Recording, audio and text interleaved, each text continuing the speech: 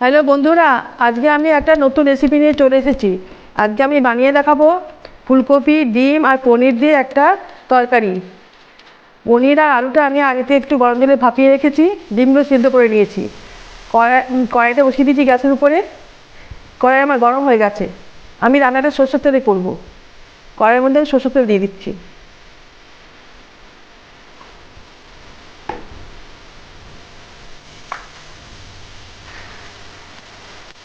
আমি এখন ডিমের মধ্যে লবণ দিয়ে দিচ্ছি, পনিরও লবণ দিয়ে দিচ্ছি অল্প করে। হলুদ দিচ্ছি, পনিরও হলুদ দিচ্ছি। এগুলো ভালো করে মেখে নিয়ে ভালো করে ভেজে নেব তেল দিয়ে।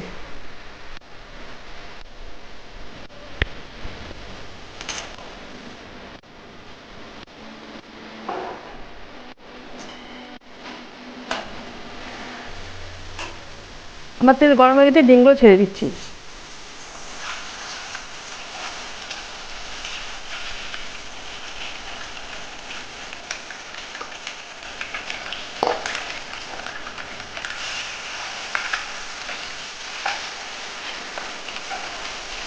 ডিমগুলো আমি লাল করে ভেজে নেব।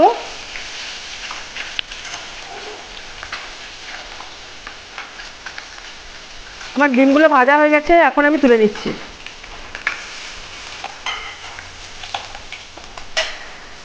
এখন আমি তেলের মধ্যে এই পনিরগুলো ছেড়ে দিচ্ছি, দিয়ে ভালো করে ভেজে নেব।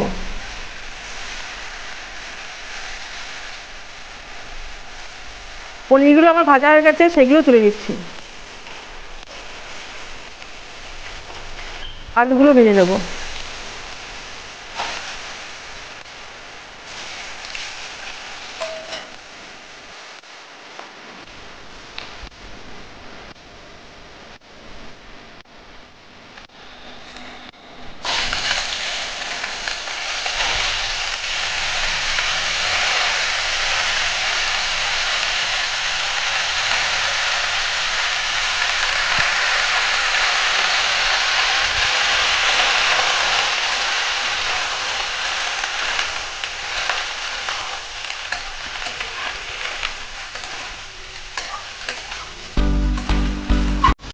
আমার কপিগুলো ভাজা হয়ে গেছে, আমি এখানে নামিয়ে নিচ্ছি।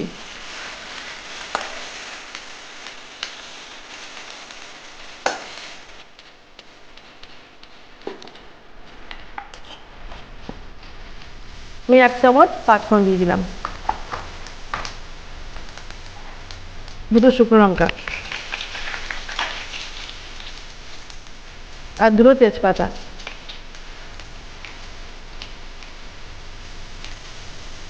এখন এর মধ্যে পেঁয়াজ দিচ্ছি, একটা গোটা পেঁয়াজ দিয়ে দিচ্ছি।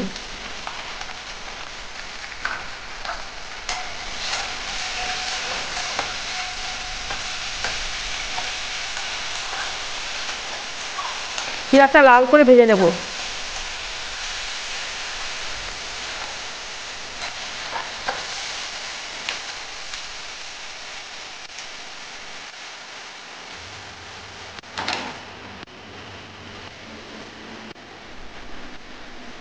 এখন আমি 1 চামচ আদা বাটা দিয়ে দিচ্ছি, করে এই আদাটাকেও পেঁচে নিতে হবে।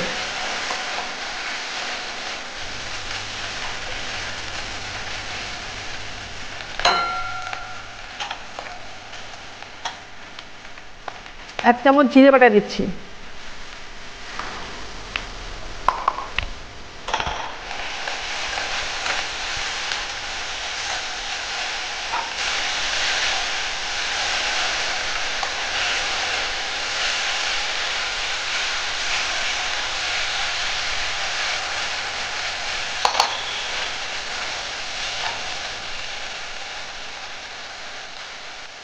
এখানে 2 টমেটো আমি কেটে রেখেছি, সেগুলো দিয়ে দিচ্ছি।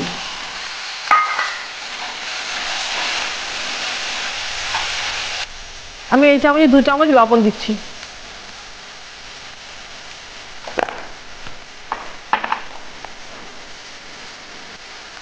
1 চামচ হলুদ গুঁড়ো আর 1 চামচ লঙ্কার গুঁড়ো। আমি 1 চামচ চিনি দিয়ে দিচ্ছি এর মধ্যে। আমার মশলাটা কষা হয়ে গেছে, এখন আমি এর মধ্যে আলুগুলো দিয়ে দেবো। আলু আর কপিগুলো দিয়ে দেবো। ডিম আর পনির পরে দেবো।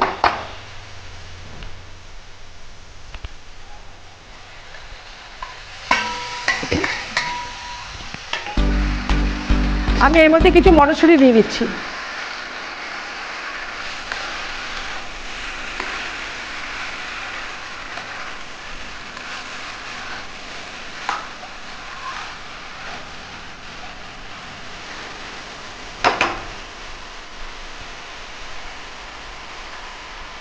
কপিটা আমার প্রায় কষা হয়ে গেছে, এরপরে গরম জল দিয়ে দেবো। এখন আমি জল দিয়ে দিচ্ছি।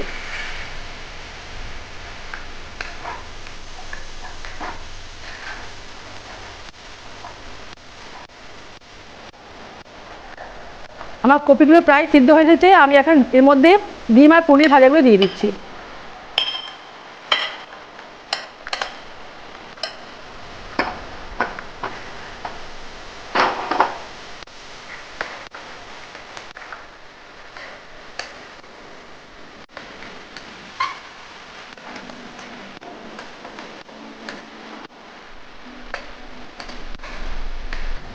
এখন আমি এখানে ধনেপাতা এই পেস্টটাকে পেস্ট করে রেখেছি মিক্সিতে, ওটা এখন আমি দিয়ে দেবো।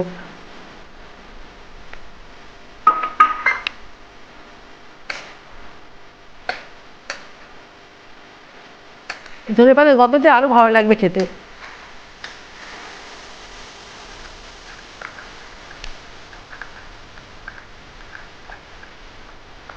আমি একটা এর মধ্যে ভাজা মশলা দিচ্ছি, এটা ঘরে আমি করে রেখেছি।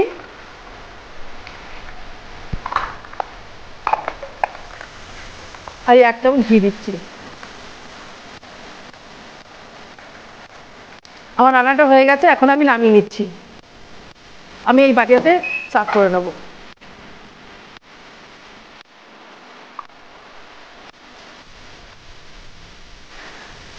আমি রান্নাটা এইভাবে করেছি, আপনারা বাড়িতে রান্না করে খাবেন, সবাইকে খাওয়াবেন। ভালো লাগলে লাইক শেয়ার কমেন্টস করবেন। Thank you for watching.